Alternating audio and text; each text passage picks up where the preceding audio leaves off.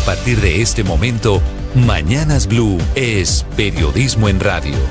Bienvenidos.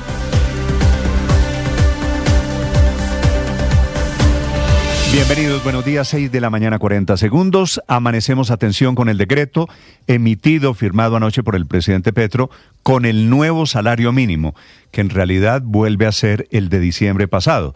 El decreto transitorio ordenado por el Consejo de Estado mantiene el porcentaje de incremento, que es 23.7%. A diferencia del decreto de diciembre, ahora el gobierno lo justifica, lo explica, lo argumenta ante el magistrado Morales del Consejo de Estado. Casi 24%, el salario mínimo sigue en 2 millones de pesos, que fue la cifra que decidió el presidente Gustavo Petro. Incluye los estudios de salario relativo, la justificación del vital, los estudios de productividad laboral, de canasta mínima y sobre todo el argumento de que hay acuerdo entre empresarios y trabajadores, que fue lo que pasó empezando esta semana en la mesa de concertación, en la que finalmente los empresarios, un poquito a regañadientes, tuvieron que apoyar el incremento, ese de 23.7%, porque hoy, cuando ya le han pagado a 2.450.000 trabajadores, este mínimo, por supuesto que era irreversible. Es más costoso, por supuesto, en época de campaña electoral, echarlo para atrás. Bienvenidos. La defensa del salario mínimo, ya les voy a contar, corrió por cuenta del propio presidente Gustavo Petro, que encabezó el acto en la Plaza de Bolívar. Casi llena la Plaza de Bolívar, el presidente Petro con un discurso de 1 hora en el que habló de las Cortes, del Congreso, les dijo que son el muro de su progresismo, de sus reformas, el muro que tranca, el muro de Berlín, dijo el presidente Petro. Recibido el golpe político por la muerte de Kevin Acosta, el niño de 7 años de esta semana, el presidente Petro dijo que Kevin se murió por culpa ahora del cartel de la hemofilia, que fue un episodio de hace 7 u 8 años en el departamento de Córdoba, que por supuesto no tiene nada que ver con Kevin, que el presidente se saca de la manga, tal vez acusando el golpe político, diciendo que no iba a hablar, termina hablando de Kevin, porque sabe que ha sido el tema de esta semana y sabe del inmenso daño que le está causando el deterioro en el sistema de salud. Acto el de ayer en la Plaza de Bolívar, en donde el presidente termina mostrando el que va a ser supuestamente el nuevo pasaporte, muy bonito, con mariposas amarillas, dice él, con campesinos, que está listo el nuevo pasaporte, todavía hay algunas dudas, y termina por ese camino el de Thomas Gregan Sons, que es la firma privada, hablando de las elecciones, y desde ahí encendido el presidente, que ha escrito casi 30 mensajes en su cuenta de Twitter intentando deslegitimar desde ya el resultado de las elecciones. La teoría del presidente es que los formularios E14, que son el acta de los jurados de votación después de terminada la jornada de las votaciones, que ese acta no puede tener casillas en blanco. La teoría, Ricardo, del presidente Petro es que en esas casillas en blanco podría producirse lo que él llama fraude. Así un es. Fraude que ya se ha producido en el pasado, denuncia el presidente Gustavo Petro. Sí, Néstor, buenos días. El E14 es el acta de votación que debe diligenciar el jurado, los jurados de mesa, en 3 copias. Cada E14 tiene 3 copias. Y allí, por cada partido, se mira cuántos votos se han obtenido para Senado y para Cámara. Cada partido, Senado, aparecen las casillas, lo que ha dicho la registraduría y se ha hecho de manera permanente, solamente no se hizo, Néstor, cuando hubo problemas.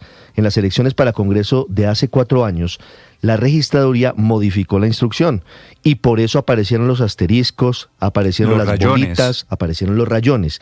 Y fíjese la paradoja, por esa situación, por esa instrucción, fue que el pacto histórico perdió inicialmente varias curules, que en el escrutinio posterior ante los jueces recuperaron. Recuerde que ahí hubo un lío, y el lío se produjo por eso, justamente por lo que hoy paradójicamente está reclamando el presidente Gustavo Petro, que es que se rayen, que se hagan ese tipo de bolitas o de asteriscos o de tachones.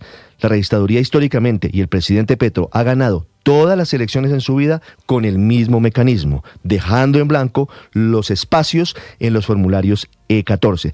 Mezcla peras con manzanas el presidente, Néstor. Son las 6 de la mañana, 15 minutos, ya les voy a contar, porque en el fondo lo que el presidente Petro está haciendo es deslegitimar el resultado electoral y dice que ya se lo dijo a delegados internacionales. Estamos a 15 días, 2 semanas de las elecciones, por supuesto ya todo está montado.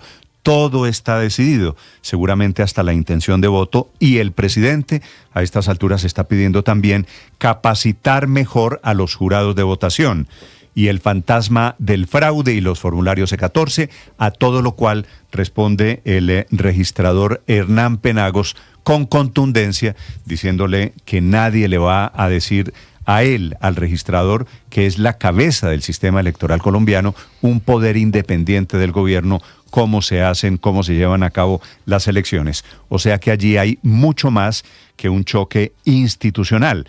El presidente, con esta teoría de que dejar espacios en blanco es facilitar el fraude, abre un espacio, un manto de duda gigantesco alrededor de las elecciones. Bienvenido, les contaré de la situación. Se mete el procurador para respaldar no solamente al registrador, el procurador El Hach, sino diciéndole a los jurados de votación que ejercen funciones públicas y que si no hacen lo que corresponde, y lo que corresponde lo decide el registrador, no el presidente de la República, podrían ser sancionados. Así que es una mañana de advertencias, increíblemente digo, porque estamos a 2 semanas de las elecciones.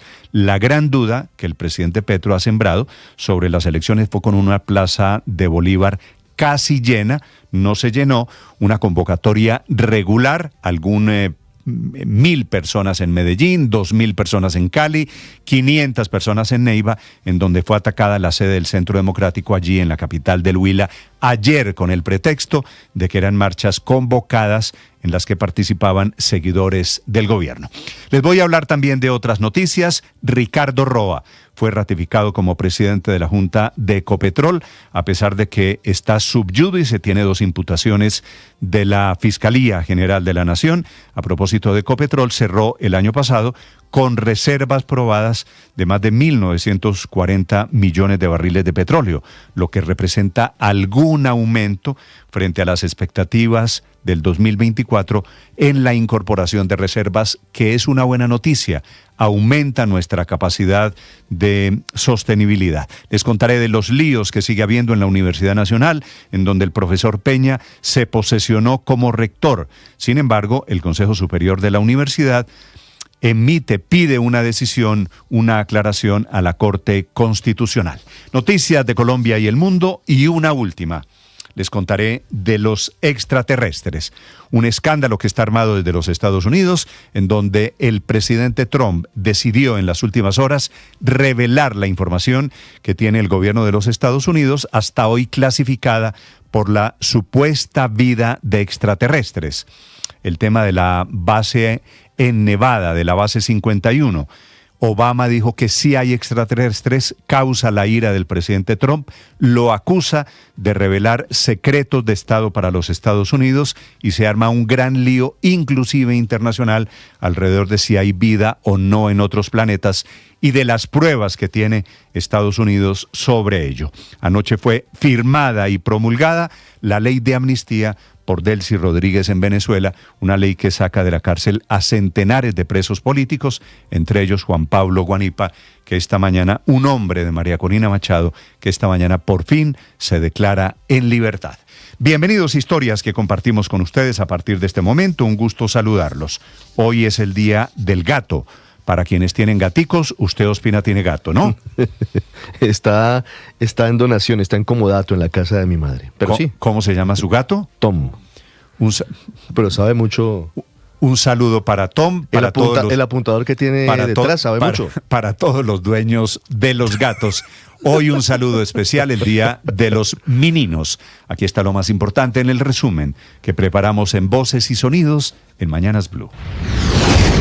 Si al mismo tiempo a esa que le dieron el derecho inconstitucional de guardar privadamente los datos de Colombia, le dan al mismo tiempo el derecho de hacer los cómputos electorales, estamos ante un 100% de riesgo de fraude. Un nuevo episodio en el enfrentamiento entre el presidente Gustavo Petro y la Registraduría Nacional se registró este jueves en la Plaza de Bolívar. El mandatario pidió revisar el software de Thomas Gregg & Sons, diciendo que las casillas en blanco de los formularios E14 pueden facilitar irregularidades y cuestionó que el sistema esté en manos de la empresa. Ante esas acusaciones del presidente Gustavo Petro, el registrador nacional Hernán Penagos le respondió con firmeza, asegurando que el órgano que dirige es totalmente independiente. Y de parte nuestra en la registraduría estamos implementando el calendario electoral, definiendo las instrucciones y dando las orientaciones para que las elecciones sean íntegras y nadie le va a decir a la registraduría, al registrador, cómo se llevan a cabo las elecciones.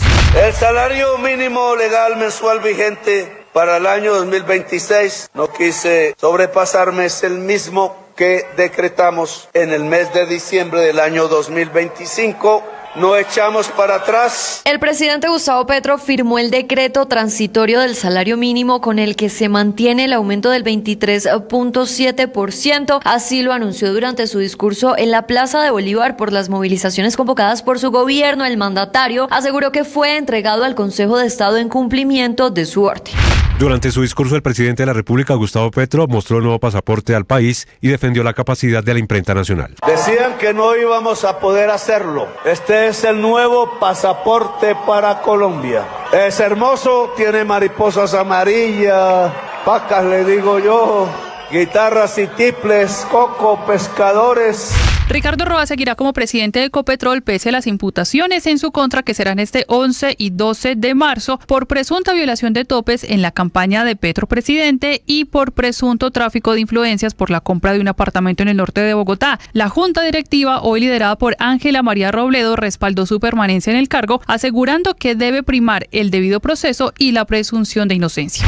En medio de la polémica tras las declaraciones por parte del presidente Gustavo Petro frente a la muerte del menor Kevin Cuesta, el ministro de Interior Armando Benedetti defendió las declaraciones del mandatario, pues aseguró que estas corresponden a una interpretación de mala fe. No me parece indolente porque el presidente lo que estaba buscando son unas causas y unos responsables y de pronto alguien puede dar una interpretación no de buena fe en contra de la apreciación que hizo el presidente. Se está buscando quiénes son los responsables, entonces mientras que no se busque quiénes son los responsables no se podrá tomar ninguna decisión ni tampoco adelantarla. Durante un evento en Bogotá, el procurador Gregorio El Hash pidió mesura al gobierno nacional en el lenguaje, refiriéndose específicamente a los pronunciamientos que hicieron respecto al caso de Kevin Acosta. Un llamado vehemente a todo servidor público, a toda autoridad pública, especialmente a quienes ocupan los cargos de dirección en el Estado, ministro de la Salud y presidente de la República, a que actúen con un sentido de sensibilidad y de consideración y respeto por el dolor ajeno. Asimismo, el contralor Carlos Hernán Rodríguez se refirió a la crisis del sistema de salud. Esto no se trata de justificar lo injustificable, en reflexionar y revisar la muerte que acaba de acontecer y que acaba de pasar de este niño, tiene que ser algo que nos lleve a reflexionar.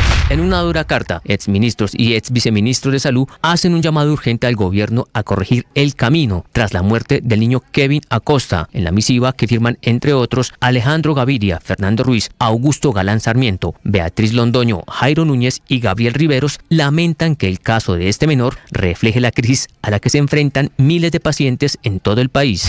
Durante la intervención en la cumbre de gobernadores que se lleva a cabo en Montería, el procurador general Gregorio El Hash emitió un pronunciamiento por la tragedia humanitaria que deja más de 220.000 personas damnificadas en toda Córdoba. Tiene que ver con el manejo de las aguas de la represa de Ubrá, del Efalce. Venimos avanzando de forma acelerada y esperamos que los informes de la delegatura antes de un mes provean las pruebas para tomar decisiones disciplinarias de primer orden. Y en esa línea, el contralor Carlos Hernán Rodríguez le llamó la atención al gobierno por la falta de planeación para atender este tipo de emergencias y le dio un plazo para que hoy entregue los detalles de cómo es que está invirtiendo 2.6 billones de pesos para este tipo de emergencias. Inundaciones se presentan todos los años y eso hay que tenerlo previsto y debe responder a una planificación.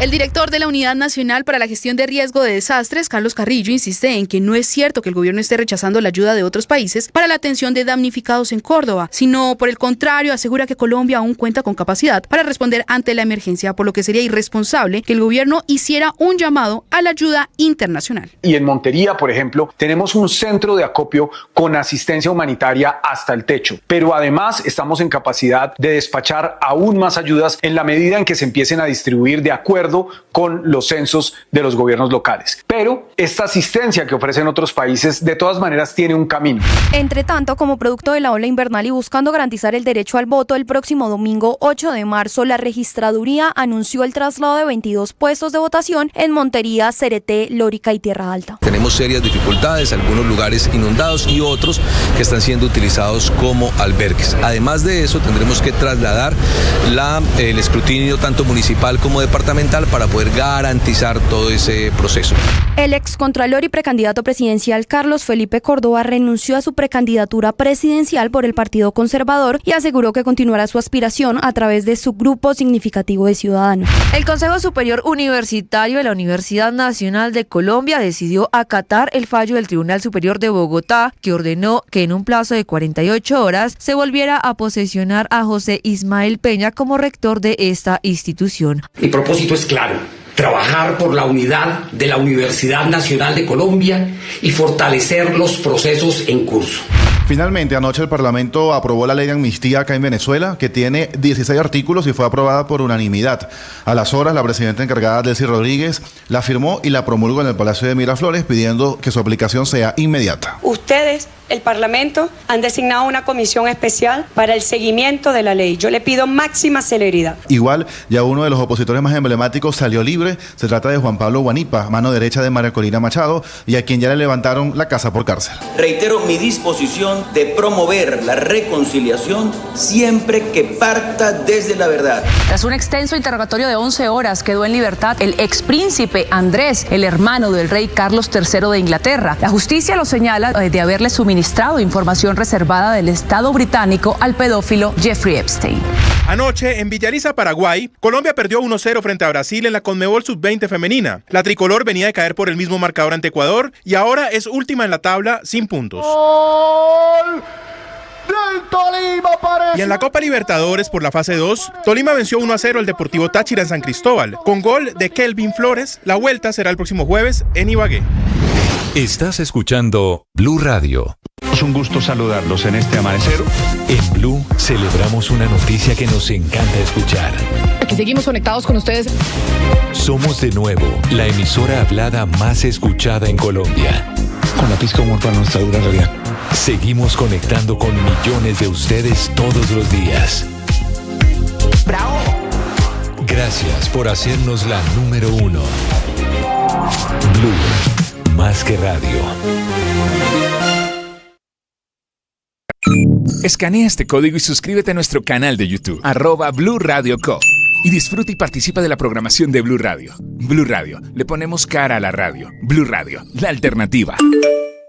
Ya somos 1.500.000 suscriptores en nuestro canal de YouTube. Y sumando 1.500.246, 1.500.358, 1.500.380, 1.500.398, 1.500.416, 1.500.454. Y sumando. Suscríbete a nuestro canal de YouTube, @Blue Radio Co. Blue Radio, más que radio. Y sumando. Bienvenidos, un gusto saludarlos. Buenos días, oyentes. Con ganas iniciamos nuestro día. Mañanas Blue con Néstor Morales es de nuevo el programa más escuchado en Colombia. Es una buena noticia. ¡Qué delicia! Más personas despertando con Blue. Seguimos acompañándolos en Mañanas Blue. Más razones para darles las gracias por hacernos la número 1. Blue, más que radio. 1:32 en Colombia, Santiago. 2:32 aquí en Caracas. Efectivamente, a las 2 de la mañana se escucharon decenas de explosiones en toda la ciudad. Se ve una columna de humo y se ve pues un incendio hacia los alrededores de Fuerte Tiuna. El 3 de enero informando al mundo todo lo que estaba pasando con Venezuela y Nicolás Maduro. Ricardo, la información más reciente en estos momentos es la... 6 de la mañana, 19 minutos, ante la Plaza de Bolívar. Felipe, buenos días, casi llena. Buenos días, Néstor. Le fue muy regular a la manifestación del presidente Petro ayer en Medellín, en Cali, fuera de Bogotá. En Bogotá, sí, muy irregular. El casi lleno, usted puede decirme, es el 80, el 90% de la Plaza de Bolívar. Ni siquiera, Néstor, porque primero lo llenaron de carpas, pero si usted mira imágenes desapasionadamente desde diferentes puntos de vista o desde diferentes ángulos de la plaza, estaba lleno Felipe, la parte enfrente donde él estaba hablando. El porcentaje, lo demás estaba desocupado. El porcentaje de si estaba al 70, al 80... No, ¿cuántas personas dijo usted que le habían salido esta mañana? No, 50.000 en todo el país. La Plaza de Bolívar llenísima, son 51.000 personas. Correcto. Como no estaba llena y hubo 2.000 en Medellín, 2.000 en Cali, 500 en Barranquilla, 500 en Bucaramanga. Todo eso, en el mejor de los casos, si usted quiere ponerle, 55.000 personas. Pero eso siendo súper optimista. No, por eso. Sí. Pero Felipe, en el mejor de los casos, sí. No es lo importante. Me parece que lo importante... Sí, no, pero no había Petro ya no llena plazas, Petro ya no convoca, hombre. Eso no se equivoque. Pues no sé, pero en este caso, digamos, es que no había una gran motivación, ¿no? Porque es que, pues claro, la gente marcha por reivindicaciones y en este caso, pues era mantener el aumento del salario mínimo. Sí, era para que las cosas se quedaran como estaban. Y eso ya estaba asegurado. Entonces, pues la verdad es que irse uno a una marcha a pedir Héctor, una cosa que ya se ha logrado, pues no es... un dato muy pequeñito, que el punto máximo de la marcha tuvo como concentración 2.000 personas en la Plaza de Bolívar. Es el reporte que tienen a esta hora desde el centro de manejo de esta situación. Respetuosamente, cualquiera que sea la cifra, yo estoy de acuerdo, la convocatoria no tuvo la participación que hubiese querido el gobierno. Y seguramente la batalla de esta semana del gobierno alrededor del mínimo es importante por eso, porque la gente ya dio por asimilado el mínimo. Tan asimilado está que hoy el mínimo sigue siendo el mismo de la semana pasada. El gobierno volvió a emitir el decreto, anoche firmado ya por el presidente de la República, con el 23.7%. Así que no hubo discusión alrededor del salario mínimo.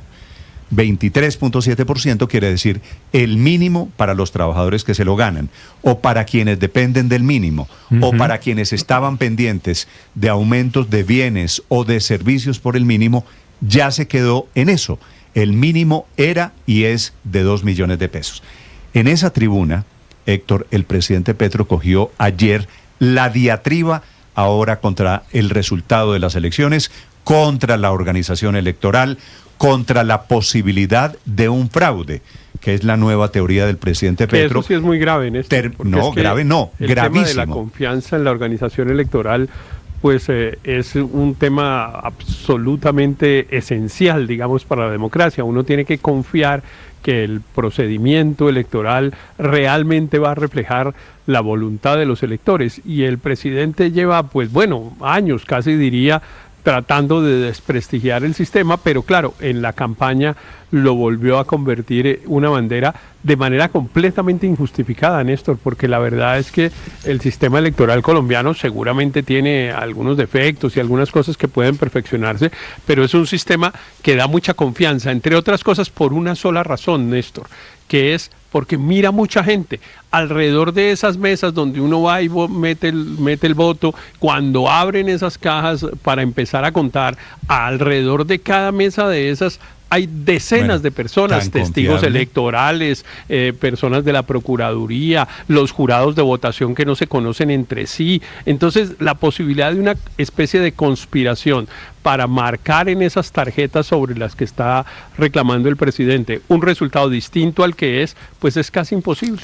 El argumento del presidente se produce y la nueva vieja batalla, apenas a 2 semanas de las elecciones, diciendo que hay que capacitar a los jurados electorales, como si ya no estuviesen capacitados. El sistema electoral que lo eligió a él, dice el presidente, es un sistema que ya ha hecho fraude en el pasado. El sistema electoral que le reconoció que hubo un error en las elecciones parlamentarias de hace 4 años es el motivo del cuestionamiento del presidente Petro, que termina metido en un desafortunado, en un desgraciado choque institucional con el registrador, que termina contestándole, el registrador diciéndole que nadie le va a enseñar, nadie le va a decir cómo se hacen las elecciones. El presidente Petro con el San Benito, Felipe, de que el E14, ese formulario E14, que se emite después de cerradas las urnas, que allí no puede haber casillas en blanco, y que por las casillas en blanco es por donde se puede meter el fraude en Colombia, que es una tesis, la verdad, por supuesto, que no es cierta. El sistema electoral en Colombia está blindado, tan blindado que eligió presidente de la República, eligió alcalde de Bogotá, eligió congresista en 5 oportunidades a un señor que se llama Gustavo Petro Urrego. Así que esta es la batalla del día. El presidente Petro ha escrito casi 30 mensajes después de abandonar la tarima en la Plaza de Bolívar ayer en la tarde-noche. El presidente Petro se subió a la otra tarima, que es la tarima de las redes sociales. Andrés Carmona. Así es, Néstor, muy buenos días. Y es que a lo largo de esos 30 trinos, el presidente de la República comenzó a permear la idea de un presunto fraude para las elecciones del próximo 8 de marzo. Le voy a leer solo uno de los tantos trinos que ha emitido el presidente de la República. Abro comillas: no deben dejarse casilleros en blanco en los formularios. El software de Thomas Gregg debe ser auditado por expertos a profundidad. El software de Indra ya es un resumen. No puede Thomas Gregg manejar software de cómputo electoral cuando al mismo tiempo maneja los datos de los colombianos por su incidencia en la cedulación permitida en la registraduría y en los pasaportes, que aún quieren entregarles y aún mantienen la base de datos. En concreto, una empresa privada sabe quiénes con nombre propio están en el exterior. Si le dejan también el software de cómputo, puede hacerlo votar sin su consentimiento, solo poniendo su nombre y cédula en el formulario. Otro de los tantos trinos del presidente de la República: ya vivimos fraude poniendo formularios con guión, ahora imaginen con las casillas en blanco. No se trata de estimular el fraude, sino de desestimularlo. Comenté todas las flaquezas del actual sistema electoral con la misión que llegó hoy de Europa y le pido al ministro del Interior convocar a la Comisión de Garantías. Al menos 123,000 testigos entrenados deben ser entrenados por los partidos políticos. Dice también otro: la Constitución, la ley y el pueblo le dicen a la registraduría cómo hacer las elecciones. Esto es una democracia. Y bueno, a lo largo de todos estos mensajes, el presidente de la República sigue atacando a la registraduría, sigue atacando la forma de diligenciar los E14, que recordemos, el registrador nacional Hernán Penagos le pidió a los jurados dejar los espacios en blanco cuando no se registren votos. Criticó el software de preconteo y escrutinio de mesa que está a cargo de la Unión Temporal Disproel, pero también criticó a Thomas Gregg & Sons. Todo esto se complementó con el discurso que dio el presidente de la República ayer en la tarde desde la Plaza de Bolívar, en una convocatoria hecha para defender el incremento del salario mínimo, pero que terminó siendo un acto político para hablar de elecciones. Escuchemos lo que dijo el presidente de la República. Si al mismo tiempo a esa que le dieron el derecho inconstitucional de guardar privadamente los datos de Colombia, le dan al mismo tiempo el derecho de hacer los cómputos electorales, estamos ante un 100% de riesgo de fraude. Y yo tengo que denunciárselo a ustedes de frente. Tengo reunión con el registrador, pero esto lo he insistido varias veces. Ya la firma Thomas & Gregg hizo un fraude contra un movimiento político que se llamó Mira, y una magistrada del Consejo de Estado ordenó cambiar el software y no lo hicieron. Desacato a la justicia. ¿Por qué? Porque en Colombia siempre hacen fraude en las elecciones de Congreso, en los últimos que se van a elegir, y porque ahora puede ser peor, dado que no solo se elige el Congreso de la República. La vez pasada nos tumbaron 700,000 votos, que si no es porque tenemos testigos electorales, se hubieran perdido. Pero ahora se define quién gobierna. Néstor, la respuesta del registrador nacional Hernán Penagos en la cumbre de gobernadores fue insistirle al gobierno nacional que la registraduría es un ente autónomo, con autonomía fiscal, de decisión y presupuestal, que ellos han organizado las elecciones desde hace varios años y que esta no es la hora para tratar de imponer su criterio sobre cómo deben hacerse las elecciones. Escuchemos al registrador Penagos. Estas entidades que hoy representamos son órganos autónomos e independientes. Y ser órganos autónomos independientes significan que no tenemos superior funcional, autoridad disciplinaria, autoridad fiscal y autoridad electoral.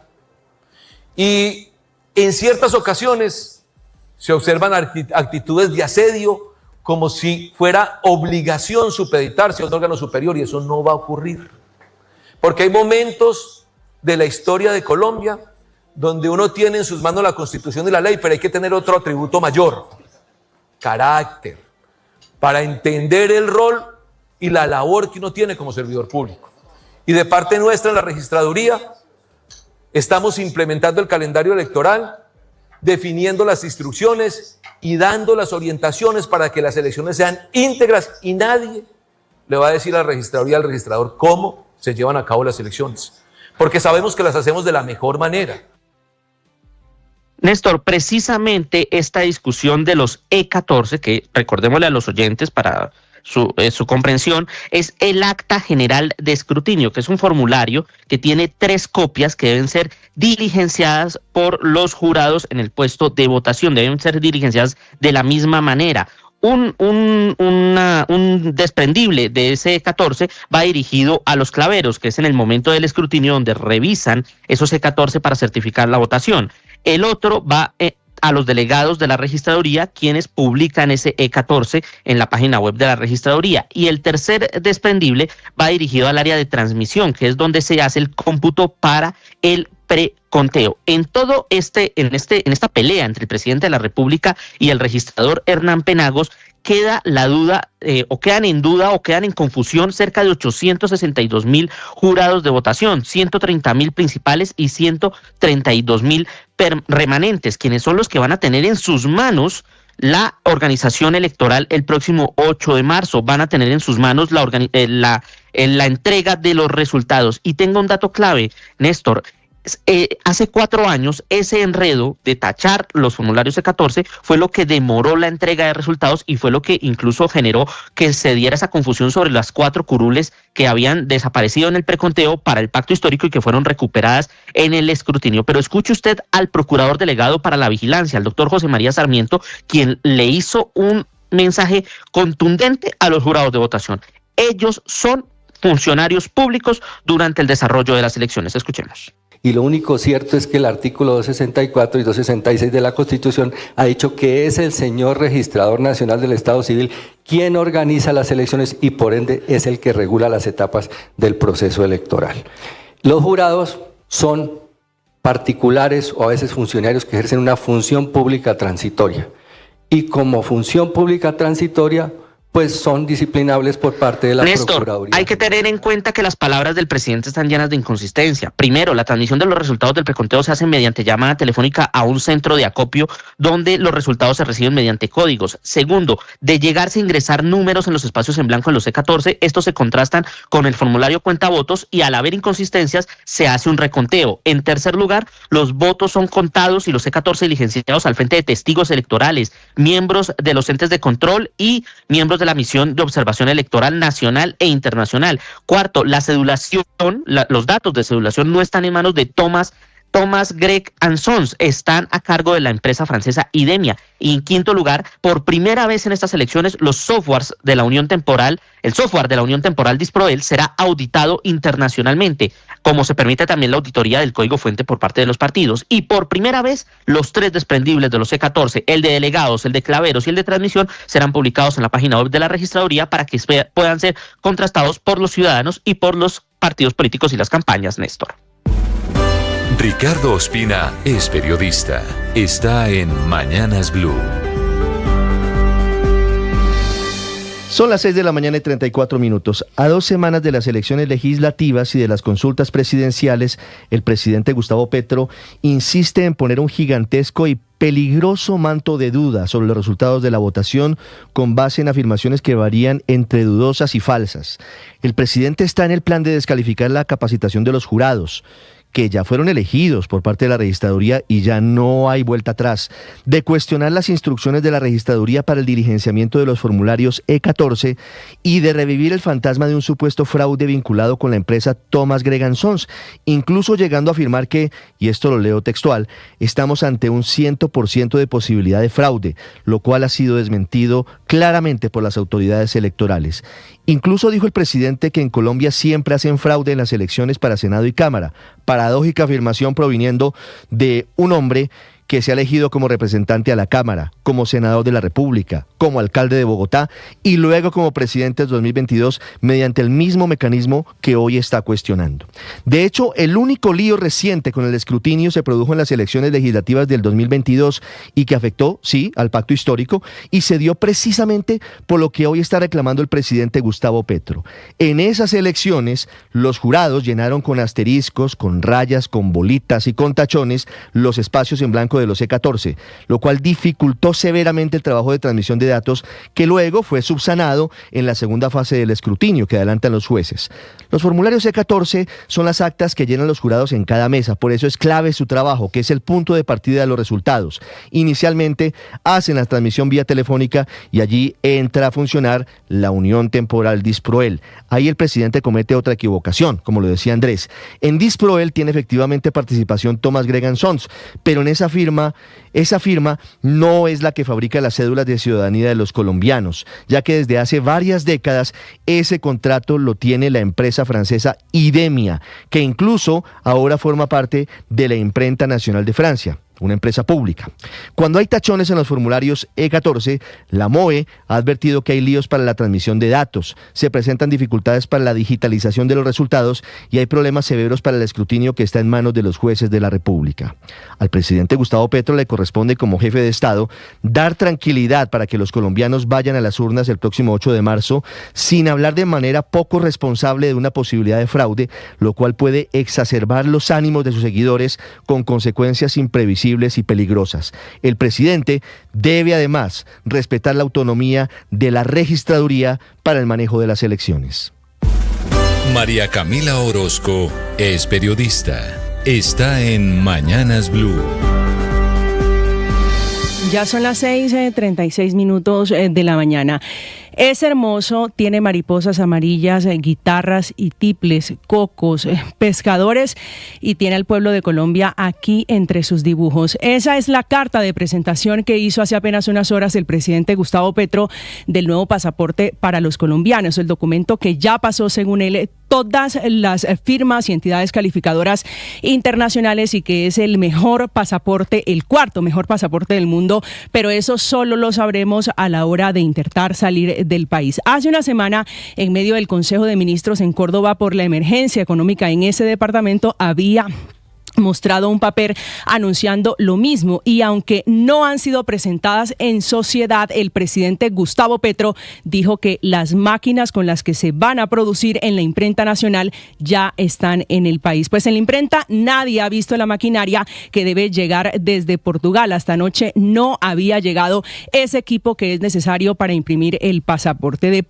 fondo, lo que persisten son las alertas, las señales en rojo que para el presidente Petro son saboteos. Anoche volvió a insistir en eso. Dos de las alertas son de la Procuraduría, que el pasado 6 de febrero volvió a cuestionar el nuevo contrato por 185 mil millones de pesos, que no tiene fecha de inicio, pero sí de finalización, 31 de diciembre de este año, aunque el nuevo modelo de pasaportes debe entrar en vigencia el próximo 1 de abril. La segunda es de la Contraloría, que recientemente habló de incertidumbre, de riesgo financiero, de retrasos e indefinición e incumplimientos de plazos que ponen en riesgo la operación y amenazan la implementación y sostenibilidad del modelo que quiere el nuevo gobierno, que quiere el gobierno del presidente Gustavo Petro, que ayer dijo que abril se deben imprimir unos 50.000 pasaportes. Camila Carvajal es periodista. Está en Mañanas Blue. 6:38 a.m. Mientras la discusión en el país gira alrededor del futuro del salario mínimo, las universidades públicas amanecen muchas con sus cuentas en rojo y haciendo cuentas, también preocupadas porque mientras el aumento del salario mínimo es del 23.7%, el Ministerio de Educación plantea un incremento del 7.1% en los recursos para la política de gratuidad en general para la educación pública en el país, lo que sin duda va a dejar a estas universidades teniendo unos gastos más elevados que los ingresos. En las universidades, si bien no hay profesores que se ganan el salario mínimo, ese indicador sí amarra otros gastos. Por ejemplo, los salarios integrales, como ocurre en muchas empresas privadas, la nómina administrativa, los contratos de prestación de servicios y algunos regímenes especiales de docentes que han negociado de antes con las universidades que sus incrementos están amarradas al mínimo. Por eso el impacto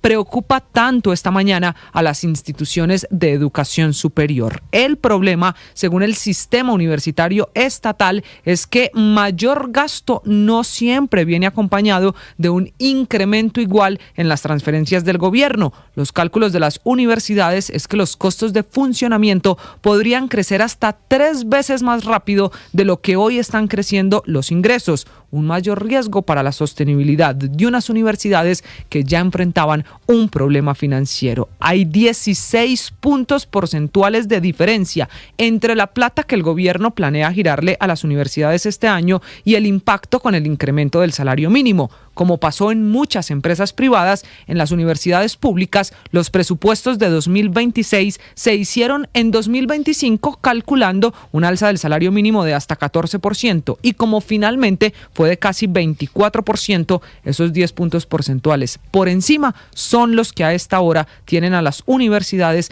haciendo cuentas y pensando que la gratuidad en la matrícula puede ser aquí lo más afectado. Paola Ochoa es periodista. Está en Mañanas Blue. 6:41 a.m.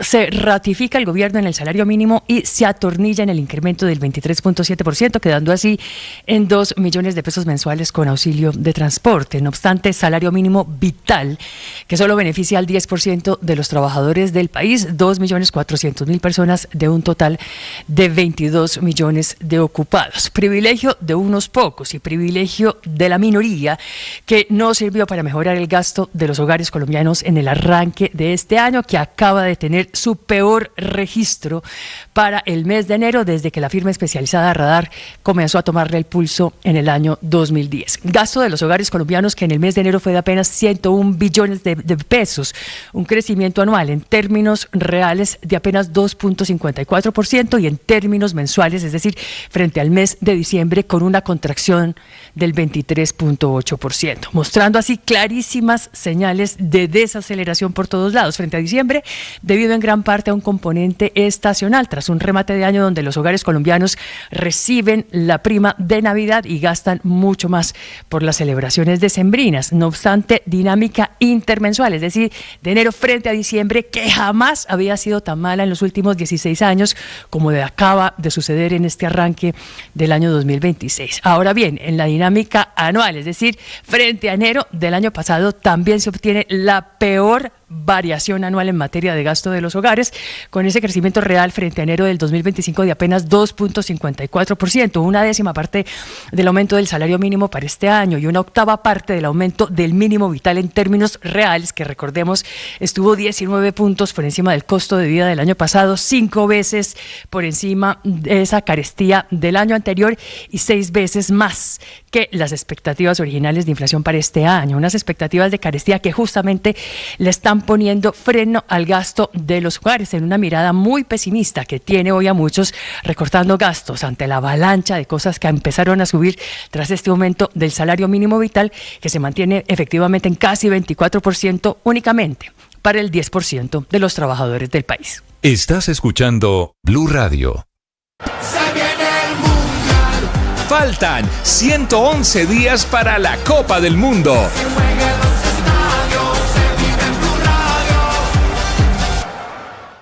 Una de las muestras de que eres una persona que ha ido madurando es que eres capaz de separar tus opiniones, tus acciones de tu ser. Y entiendes que alguien puede criticar una opinión tuya y no estar despreciándote a ti como persona. Que alguien puede no estar de acuerdo con una de tus decisiones y El accidente grave esta mañana en Bogotá, al lado de Iserra, aquí cerquita, sobre la calle 100. 6:44 minutos. ¿El carro se volteó? ¿El carro blanco? Sí, lo vi. Acabo de pasar por allí. Se volteó, está patas arriba, es como diríamos. Ojalá no haya habido... Sigue volcado y el trancón es enorme en esta zona noroccidental de Bogotá. Nicolás Rodríguez. Néstor, sí señor, buenos días. Este accidente se mantiene sobre la calle 5 con carrera 53 en el norte de la capital. Esto muy cerca al centro comercial Iserra 100 y también en inmediaciones del club de Ecopetrol, esto en el sector de Pasadena. Lo poco que se conoce de este accidente, Néstor, es que fue provocado, o más bien se fue generado por el choque también con una camioneta negra que está sobre el sector. Aparentemente este carro blanco de alta gama, un vehículo BMW que está volcado en este momento sobre la zona, iba en exceso de velocidad cuando la camioneta negra se pasó un alto o un semáforo que hay sobre esta zona y asimismo pues generó este accidente. Lo que confirma en este momento la Secretaría de Salud de Bogotá es que hay 2 personas heridas por el impacto del airbag de este vehículo blanco que también fueron trasladados a centros asistenciales. Continúa la atención de las ambulancias, hay cierre por lo menos de un carril hacia el norte de la capital, donde en este momento pues el vehículo aún no ha sido retirado. Como usted bien lo menciona, hacia el sur, es decir, hacia el otro lado de Bogotá, se presenta un trancón fenomenal, ya que está completamente bloqueada la vía, solo hay paso a un carril. Recordemos, Néstor, también que esto obedece a las obras de reconstrucción para el Transmilenio y asimismo las adecuaciones de las vías. Se espera que aproximadamente, Néstor, en media hora el vehículo sea retirado y se mejoren las condiciones de movilidad en este punto del norte de la capital. Como bien le decía, muy cerca al centro comercial Iserra 100 y también muy cerca al club de Ecopetrol en el sector de Pasadena. Estás escuchando Blue Radio. Faltan 111 días para la Copa del Mundo.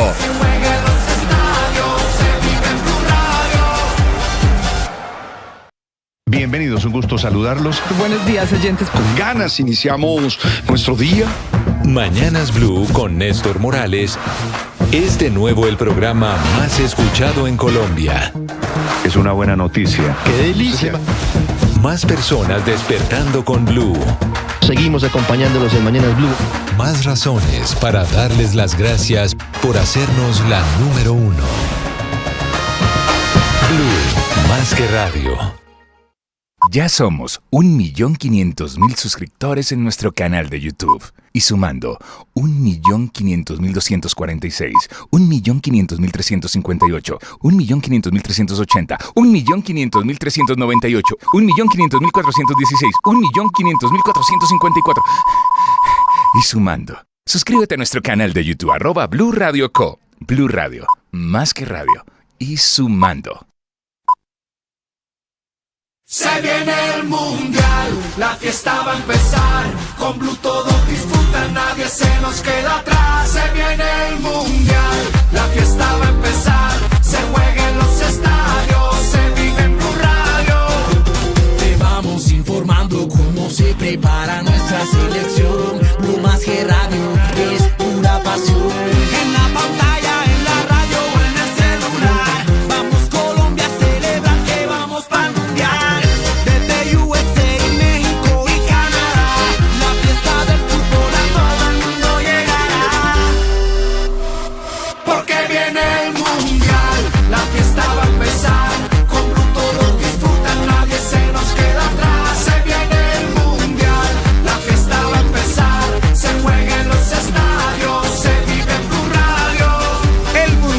Se ve en Blue. Le fue bien al Tolima anoche, primer partido de Copa Libertadores, Ricardo. Hola, Néstor, feliz mañana. Sí, le fue muy bien, ¿sabe? Jugó muy bien. De visitante jugando en Venezuela, ganó el Tolima. En la plaza más futbolera de los venezolanos, en San Cristóbal, en el Estadio Pueblo Nuevo, fue una victoria 1-0, un equipo con mucho orden, con solidez, incluso se me antoja que pudo ganar con marcador más amplio, pero bueno, es decir, los hinchas del Vino Tinto y Oro, del Pijao, están felices por este arranque arranque en Libertadores. Ya viene Ricardo Rego con la información deportiva, 6:48. Ya viene el padre Alberto Linero. Padre, tema de hoy. Hoy es día de vigilia. Hoy ya comienzan los viernes de Cuaresma. Todavía sí, hay vigilia claro. los viernes. El Papa León XIV nos invitó a que fuera de hablar mal de la gente, de herir a los demás. Es decir, él nos propone en el mensaje de Cuaresma que nos centremos en escuchar a los otros y en no hablar mal de los otros. Hubo una época, en padre, la que era... en que los viernes, Felipe, ¿usted se acuerda? No se comía... No se podía comer carne, por ejemplo. Pescado seco, comía. ¿Ustedes recuerdan que no la idea ahí... ¿Es que ahora sí se puede? Hombre, lo que sucede es que ha cambiado mucho la idea. No te olvides, Néstor, que en ese momento el pescado era lo más barato, ¿verdad? Y la carne era lo más caro. Entonces decían los padres de la iglesia, es el momento de que tú comas como come un pobre.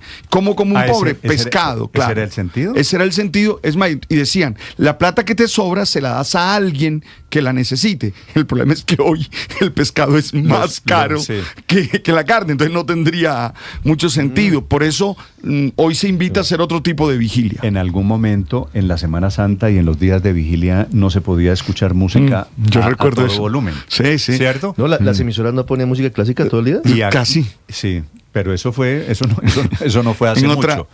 Quiere decir, hemos cambiado, ¿no? Hemos cambiado, claro que sí. 6 de la Pero mañana. entonces la vigilia hoy es ¿qué, padre? No, la vigilia es hacer un acto de sacrificio, un acto de ayuno, algo que te cueste interiormente, algo en el que tú puedas decir, yo soy dueño de mí y esto no me manipula. Pero es un símbolo, ¿verdad? Es una expresión simbólica. Quiere decir, bueno, por lo menos nos salvamos de comer sardinas enlatadas en salsa de tomate. No diga nada, que a mí esas sardinas me salvaron bastantes tardes. Los bogotanos comíamos un pescado. ¿El pescado seco o cuál? Horroroso. No. Horroroso. Ese pescado seco. No, el pescado seco es incomible. Pero es casi preferible que las sardinas esas. Uy, la sardina en salsa de tomate. es lo máximo. No, las sardinas nos salvaron bastante hambre de. Claro, las sardinas. Sardina con arroz blanco, revuelta y un poquito de limón, papi. Las vendían en el TIA, vendían combos de sardinas de tomate y en aceite, digamos, porque tenían las dos presentaciones. Y sí, salvaban mucho, pero además eran ricas. La verdad, a mí me encantaba el arroz blanco. El arroz blanco con sardinas en tomate, me encantaba. Sí, a mí también. Usted tiene cara de que usted también comía ese pescado seco horroroso. No, ese sí no. Ese era... No. Es que el olor era... Solo el olor bastaba. Felipe, como si... No sé si todavía lo venden, ¿no? Néstor, es que a mí nunca me gustaron las sardinas. Yo creo que todavía lo ¿Escuchó a venden. Felipe que nunca le gustaron las sardinas? Nunca me gustaron las sardinas. Ni unas ni otras. De eso doy fe, Felipe. No, al contrario, hubo una época en que usted comió sardinas. Pero se arrepintió y cambió de dieta, digamos, para no entrar en mayores detalles. Y eso incluyó las enlatadas. Felipe, ya no más. Cuando Felipe. cambié de dieta. No más. Felipe, no más. Pero para el profesor Rivero sí venden el pescado seco. En Palo Quemado seguramente lo consiguen. Plazas de mercado, ¿no? Sí, claro. Como se da cuenta, la verdad padre, es que eso es muy feo. El tema del pescado seco es trauma generacional. Ya veo. ¿Verdad? Ya viene el padre Linero, 8 de la mañana. Una impresión de desaseo, Néstor, porque estaban normalmente como en unos platones tirados ahí. Y hay unos mitos urbanos que prefiero no compartir con los oyentes. Olía feo, se veía feo y sabía idem. Yo la verdad no recuerdo, nosotros no lo tenemos allá, ¿o sí? No. Sí, en la costa sí hay pescado seco. ¿Era lisa seca? Lisa, lisa. ¿Cómo secaban el pescado? ¿Cómo se al sol. Al sol. No quiero saber. No quiero volver a oler nunca un pescado seco. Son las 6 de la mañana, 52 minutos. Atención, se están conociendo en este momento detalles del acuerdo económico al que llegó el señor Jeffrey Epstein. Hombre, no Jeffrey Epstein. Los herederos de Jeffrey Epstein, que están gastándose la fortuna Epstein, que era de varios centenares de millones de dólares, pagándole a las víctimas de la pederastia y de las orgías sexuales en las que se metió tanta gente famosa, que se está conociendo hoy. Esta mañana fue liberado el príncipe Andrés de Inglaterra. Sorter Coordinadora, 8 años cambiando la logística. Sorter, un sistema que revoluciona la manera de mover a Colombia. Coordinadora, donde empieza la innovación. Noticia del momento, Silvia Carrasco desde Londres. Sí, Néstor, lo que se está conociendo es que los herederos de Jeffrey Epstein, dejemos claro que él no tuvo hijos y por lo tanto sus herederos son su hermano y una cantidad importante de amigos, entre ellos una novia que tenía en ese momento, una novia bielorrusia, Karina Shuliak, y que, bueno, son en total 40 personas las que tienen que ponerse de acuerdo cómo usar ese dinero porque tienen que pagarle a las víctimas. Lo que dejó Jeffrey Epstein, lo dejó en un ¿cómo se llama? Un trust, no sé cuál es la traducción al español, lo siento, pero un fondo. En un fondo fiduciario, Silvia. Eso, un fondo fiduciario. Gracias, Néstor. Un fondo fiduciario que se llama 1953 Trust, en 1953 porque fue su fecha de nacimiento. Y lo que están haciendo estas personas es llegar a acuerdo parcialmente con las víctimas. Bueno, el último acuerdo son que les van a entregar $35 millones al último grupo de víctimas que aparecieron, porque antes ya han pagado una cantidad importante. Imagínate que él dejó $700 millones de herencia. Y de eso solo quedan 290 millones, porque todo se ha ido en pagarle a las víctimas. Eso es lo que está ocurriendo con la herencia de Jeffrey Epstein. Recordemos que él se quitó la vida en 2019 y poquito antes dejó escrito este testamento. Pero las consecuencias de su actuar y de los vínculos que tuvo siguen golpeando hasta el día de hoy. Y lo que están viviendo los británicos, la verdad es que llama mucho la atención y todos los periódicos están haciendo la pregunta ¿por qué hay personas encausadas en el Reino Unido y no en Estados Unidos por los vínculos con Jeffrey Epstein? Y uno de los que ha caído y que cayó ayer y que tuvo en vilo a toda la sociedad británica es el príncipe Andrés, porque era el niño de los ojos de la reina Isabel II. Él participó en esas fiestas con Jeffrey Epstein, había fotografías, surgían una y otra vez fotografías con mensajes a Virginia Giuffre, que es la que lo demandó, en que incluso le decían los mensajes: no te desesperes, pronto voy a estar contigo de nuevo. Mensajes de puño y letra del ex príncipe Andrés. Bueno, ayer estaba de cumpleaños, 66 años, pero a las 8 de la mañana no pudo celebrar. La policía se lo llevó detenido, estuvo siendo interrogado mientras sus casas estaban siendo allanadas. Anoche se le puso en libertad, pero dice la policía que sigue siendo investigado y hoy se allanó lo que era su casa anterior, que era en el Palacio de Windsor, una de las casas que está dentro del territorio del Palacio de Windsor, desde la cual el rey Carlos III lo había echado hace exactamente 3 semanas. La pregunta de todo el mundo es cuánto va a durar todavía esto, porque sabemos que lo del ex príncipe Andrés viene desde largo. Si de hecho cuando estaba viva la reina Isabel II fue demandado en el año 2021 y la propia reina pagó el acuerdo extrajudicial para que no lo sentaran en el banquillo, por lo tanto nunca fue juzgado. Se calcula, porque fue una cifra secreta, pero se cree que llegó a pagar $17 millones la propia reina. Pero claro, cambiaron las cosas cuando falleció la reina y fue su hermano el que tuvo que lidiar con el asunto, porque todo el mundo se está preguntando ahora si el rey tomó todas esas medidas previamente, si le quitó los títulos, si lo sacó de la casa, es porque él sabía algo antes. Entonces la pregunta es, ¿se le puede interrogar al rey ahora de todo lo que sabía y que no denunció? Son las preguntas que todavía están en el aire en el Reino Unido y que no tienen respuesta. El rey insiste en que está dispuesto a prestar toda la ayuda. De hecho, hoy abrió las puertas de Windsor para que se fuera a allanar la casa donde había vivido Andrés. Un tema del que se va a seguir hablando mucho en el Reino Unido, Néstor. Estás escuchando Blue Radio. Faltan 111 días para la Copa del Mundo.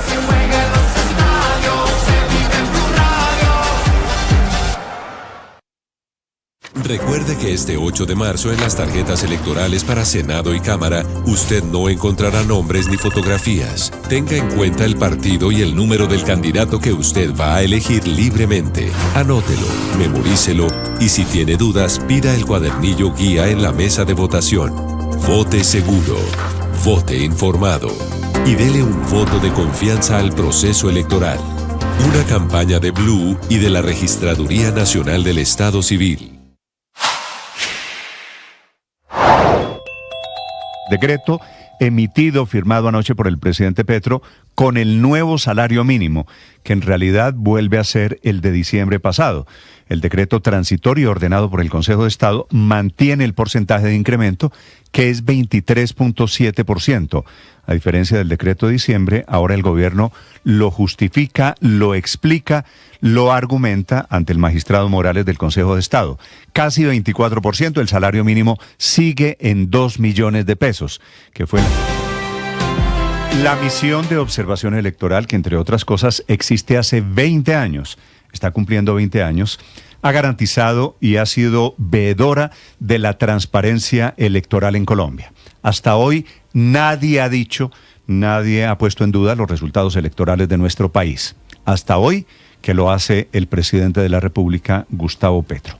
La directora de la famosa MOE, de la prestigiosa misión de observación electoral, es Alejandra Barrios. Alejandra, buenos días.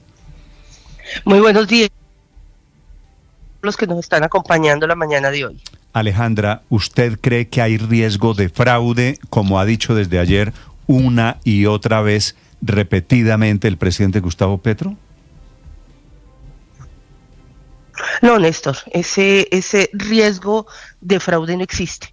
Pueden haber riesgos de que se presenten problemas, tenemos problemas por la inundación que hay, por ejemplo, en Córdoba y 6 subregiones más. Hay riesgos de compra de votos, como hemos tenido en diferentes procesos electorales, pero un riesgo frente a la forma en que se hace el proceso electoral, se transmiten los datos, se consolida la información, ese tipo de riesgo no hay en este momento en el país. Se han venido haciendo los simulacros, las reuniones técnicas, y esto nos da a nosotros muchísima tranquilidad frente a la forma en que se va a entregar los resultados dentro de 2 semanas. Sí. Alejandra, de los muchos trinos que ha escrito desde anoche el presidente Gustavo Petro, hay uno en el que habla del software a editar, que dice el presidente no es solo el nacional, sino el que transmite puestos de votación, y que no deben, lo cito entre comillas, no deben haber espacios en blanco